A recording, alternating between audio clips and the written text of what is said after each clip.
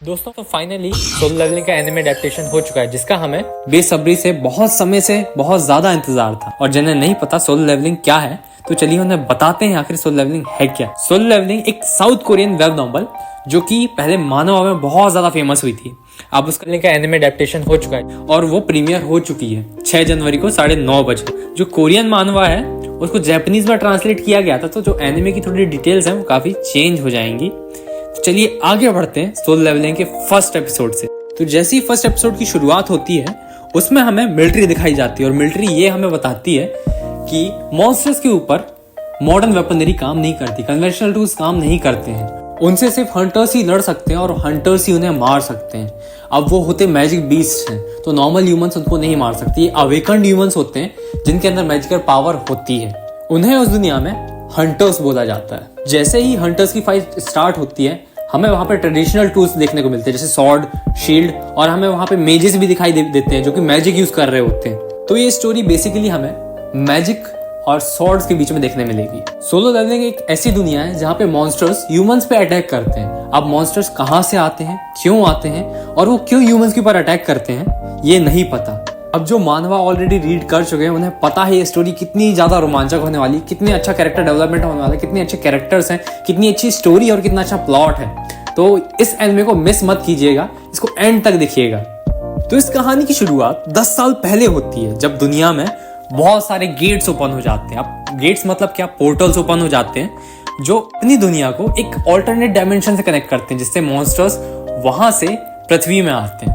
अब वो जो बीस्ट रहते हैं उनको बोला जाता है मैजिक बीस्ट, जिनके ऊपर कन्वेंशनल टूल्स काम नहीं करते, गन्स काम नहीं करती हैं, कुछ भी काम नहीं करता है। तो उनको हराने के लिए जो नॉर्मल ह्यूमंस थे वो अवेकन्ड होते हैं जो मैजिक पावर यूज कर सकते हैं। अब जिसकी जितनी ज्यादा मैजिक पावर होती है वो उसके हिसाब से रैंक किया जाता है। अब जैसे कि जिनकी बॉडी में जितनी ज्यादा मैजिकल पावर तो उसकी उतनी अच्छी रैंक। जैसे सबसे अच्छी रैंक है एस, फिर ए, फिर बी, फिर सी, फिर डी, फिर ई, और ये रैंक ऐसे में डिवाइड करी गई। एक बार अवेकन्ड होने के बाद इंसान कितनी ही मेहनत कर ले, कितना ही अच्छा टैलेंट हो, कुछ भी कर ले, उसकी रैंक कभी चेंज नहीं होती। उसकी बॉडी में जितनी मैजिकल पावर होती है वो उतनी ही रहती है, वो कभी बढ़ती नहीं। यही सब बैक स्टोरी चलने के बाद मेन एपिसोड स्टार्ट होता है, जहां पे हमारे मेन कैरेक्टर की एंट्री होती है, जिसे weakest Hunter of all Mankind बोला जाता है, जिसकी रैंक ई होती है और उसका नाम संग जिन वू होता है। तो संग जिन वू और उसकी रेड पार्टी डंजन में जाने के लिए तैयार होती है, और डंजन में जाने के बाद ही संग जिन वू बहुत ज्यादा इंजर्ड हो जाता है। एक मॉन्स्टर को हराने के बाद वो सेकंड मॉन्स्टर से लड़ते हुए बहुत ज्यादा इंजर्ड हो जाता है। फिर जो हीलर रहती है, जो कि संग जिन वू की बहुत अच्छी दोस्त जूही, उसे हील करती है, उसे समझाती है कि वो खुद का ध्यान रखे और लड़ते वक्त हमेशा अपनी आंखें खोल के रखे, ताकि बार बार वो इंजर्ड ना हो और अपनी जान जोखिम में ना डाले। उसके थोड़े देर बाद ही जिन वू की पार्टी ने मेन बॉस को हरा दिया। लेकिन ये एपिसोड बिना ट्विस्ट के कैसे खत्म होता। यहाँ पे एक नया ट्विस्ट आता है डबल डंजन के साथ। जैसे ही रेड पार्टी बॉस को हराती है वो एक सेकेंड डंजन डिस्कवर करती है, जिसको डबल डंजन बोला जाता है, और ये बहुत ज्यादा रेयर होती है और बहुत ज्यादा स्पेशल होती है। हर ओकेशंस में, हर डंजन में नहीं पाई जाती।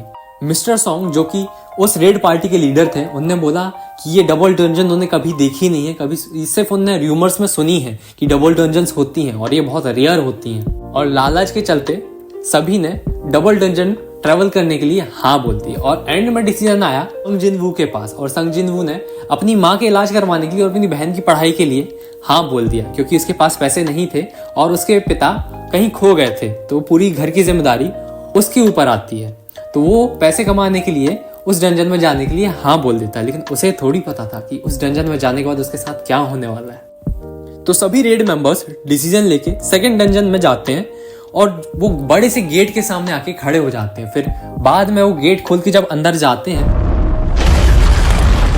तो वो डंजन अपने आप जगमगा उठती है, और मिस्टर सॉन्ग जो कि उस टीम के लीडर थे वो एंशिएंट स्क्रिप्ट पढ़ते हैं, और एंशिएंट स्क्रिप्ट पढ़ने के बाद ही जूही को एहसास होता है कि उन्हें वो बड़ा सा स्टैचू देख रहा है। जब तक जूही और संग जिन वू किसी को कुछ बोल पाते उससे पहले ही डंजन के गेट बंद हो गए, और जैसे ही डंजन का गेट बंद होता है एक हंटर डर के मारे डंजन से भागने की कोशिश करता है, लेकिन वह भाग नहीं पाता और डंजन में जो बड़े से स्टैचू रखे हैं उसके द्वारा मारा जाता है। जैसे ही सभी वहां पे स्टैचू को मूव करते हुए देखते हैं वो सभी डर जाते हैं कि अगर ये स्टैचू मूव कर रहा है तो इसका मतलब सारे स्टैचू मूव करेंगे और जो बीच में जो बड़ा सा स्टैचू रखा है वो भी मूव करेगा। तब तक सन जिन-वू बहुत सारा डर जाता है, उसको सिर्फ मौत ही दिखाई देती है। जब वो पीछे पलट के देखता है तो वो स्टैचू की आंख ऑलरेडी उनको देख रही होती है और थोड़ी देर बाद ही आंख से एक लेजर शूट होती है और काफी हंटर्स उसमें मर जाते हैं। लेकिन ये सब होने से पहले संग जिन-वू के इंस्टिंक्ट उसको बता देते हैं कि क्या होने वाला है और वो सभी को नीचे झुकने के लिए बोलता है। जब संग जिन-वू ने उस स्टैचू की आंख में देखा था तब उसे सिर्फ एक ही चीज नजर आई थी, मौत। क्योंकि संग जिन-वू के पास अच्छे पैसे नहीं थे तो वो इक्विपमेंट्स खरीद नहीं पाता था और उसकी हर बार मौत से लड़ाई चलती थी। वो हर बार मौत को चकमा देता था, वो हर बार मौत के करीब जाता था, उसे पता था मौत क्या है। और हर बार ऐसी एक्सट्रीम सिचुएशन के कारण और उनसे सरवाइव करने के कारण जिन-वू के इंस्टिंक्ट्स बहुत ज्यादा हाइटन्ड हो चुके थे और उसी इंस्टिंक्ट के चलते जिन-वू को पता चल गया कि वो यहाँ से नहीं निकल पाएंगे और उनकी यहाँ पे मौत हो सकती है। तो उसके इंस्टिंक्ट बाकी सबसे बहुत ज्यादा हाइटन्ड थे और उसे समझ आ चुका था कि अब उसके पास कोई भी चारा नहीं है और वो खौफ और डर के मारे सहम गया था। तो आखिर क्या होने वाला है नेक्स्ट एपिसोड में? एक डबल डंजन जो किसी ने भी एक्सपेक्ट नहीं किया था और डी रैंक के हिसाब से उसका लेवल बहुत ज्यादा था। और डबल डंजन इस बार ही क्यों आई? डी रैंक डंजन के हिसाब से इसका लेवल बहुत ज्यादा क्यों था? ये सब नेक्स्ट एपिसोड में पता चलेगा। तो इस एनिमे को देखते रहिएगा कि ये बहुत ज्यादा इंटरेस्टिंग होने वाली, बहुत ज्यादा रोमांचक और कूल होने वाली है। So stay tuned for the next video and for the next episode.